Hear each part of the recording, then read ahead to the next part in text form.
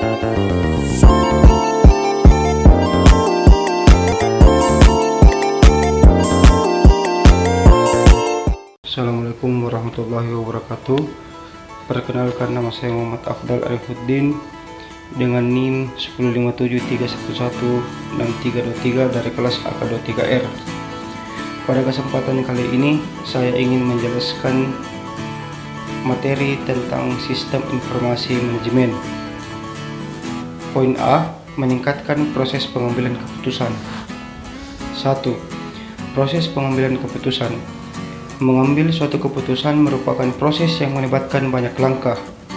Simon 1960 menggambarkan 4 langkah berada dalam pengambilan keputusan: kecerdasan, rancangan pilihan, dan implementasi. Intelijensi terdiri atas menemukan, mengidentifikasi, dan memahami masalah yang terjadi pada organisasi. Mengapa masalah itu terjadi, di mana, dan akibat apa yang dialami perusahaan. 2. Tahapan pengambilan keputusan. Tahapan pengambilan keputusan terbagi menjadi 4. Penemuan masalah, apakah masalahnya? Yang kedua yaitu menemukan solusi, apa saja solusi yang mungkin. Yang ketiga yaitu pemilihan solusi, solusi mana yang terbaik. Yang terakhir yaitu pengajuan solusi, apakah solusi tersebut bekerja, dapat membuatnya bekerja. 3. Karakteristik dari suatu keputusan. Memutuskan untuk masuk atau keluar dari pasar, menyetujui anggaran modal, memutuskan tujuan untuk dalam jangka panjang, merencanakan suatu rencana pemasaran, mengembangkan suatu anggaran departemen, merancang suatu situs web bagi suatu korporat yang baru, menentukan kelayakan dari waktu lembur, mengisi kembali persediaan, menawarkan kredit kepada pelanggan, menentukan penawaran yang spesial kepada pelanggan. Tipe-tipe keputusan. Yang pertama, keputusan tidak terstruktur adalah keputusan yang mengambil keputusan yang harus memberikan pertimbangan, evaluasi, dan wawasan untuk memecahkan permasalahan. Setiap keputusan tersebut adalah baru, penting, dan tidak rutin, serta tidak ada pergantian yang dipahami benar atau prosedur yang disetujui bersama pengambilannya. 2. Keputusan terstruktur. Keputusan terstruktur sifatnya berulang dan rutin, serta melibatkan prosedur yang jelas dalam menanganinya, sehingga tidak perlu diperlakukan seakan-akan masih baru. 3. Keputusan semi terstruktur, yaitu yang hanya sebagian masalahnya mempunyai jawaban yang jelas, tersedia dengan prosedur yang disetujui bersama. Secara umum, keputusan terstruktur lebih umum dijumpai pada saat tingkat organisasi rendah, sedangkan masalah yang tidak terstruktur lebih umum dijumpai pada tingkat tinggi. B. Membangun sistem informasi.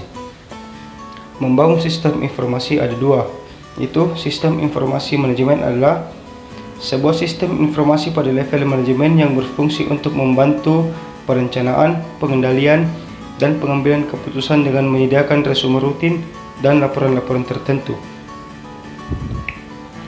Membangun sistem informasi manajemen adalah suatu proses yang bertujuan untuk menyediakan alat atau platform yang dapat membantu organisasi dalam mengelola dan mengintegrasi berbagai informasi yang diperlukan untuk pengambilan keputusan dan manajemen operasi. Sistem informasi manajemen atau SIM merupakan alat teknologi yang digunakan dalam manajemen untuk meningkatkan efektivitas dan efisiensi dalam pengambilan keputusan dan pengelolaan informasi. Untuk membangun sistem yang efektif, diperlukan analisa pengembangan yang mempertimbangkan berbagai aspek. Dalam artikel ini, saya akan memberikan opini mengenai analisis pengembangan sistem informasi manajemen dan mengapa hal ini sangat penting untuk organisasi atau perusahaan. Langkah-langkah umum dalam membangun sistem informasi. Yang pertama, identifikasi kebutuhan bisnis. Yang kedua, perencanaan sistem. Yang ketiga, analisis kebutuhan dan desain sistem. 4. Pengembangan implementasi. 5. Uji coba atau testing. 6. Pemeliharaan dan pengembangan lanjutan. C. Mengelola produk. Suatu proyek adalah usaha yang unik dan sementara yang dilakukan untuk mencapai tujuan yang direncanakan, yang dapat didefinisikan dalam bentuk keluaran hasil atau manfaat. Suatu proyek biasanya dianggap berhasil jika mencapai tujuan sesuai dengan kriteria penerimaan dalam jangka waktu dan anggaran yang disepakati. Waktu, biaya, dan kualitas merupakan komponen dasar dari setiap proyek. Komponen inti manajemen proyek ada 12, yaitu mendefinisikan alasan mengapa suatu proyek diperlukan. 2. Menangkap persyaratan proyek, menentukan kualitas hasil yang diberikan, memberikan sumber daya dan jangka waktu. 3. Menyiapkan kasus bisnis untuk membenarkan investasi. 4. Mengamankan perjanjian dan pendanaan perusahaan. 5. Memimpin dan memotivasi tim penyampaian proyek. 6. Mengembangkan dan menerapkan rencana pengelolaan untuk proyek. 7. Mengelola risiko masalah dan perubahan pada proyek. 8. Memantau kemajuan terhadap rencana. 9. Mengelola anggaran proyek. 10. Menjaga komunikasi dengan pemangku kepentingan dan organisasi proyek. Dan yang terakhir yaitu menutup proyek dengan cara yang terkendali jika diperlukan. Tujuan manajemen proyek.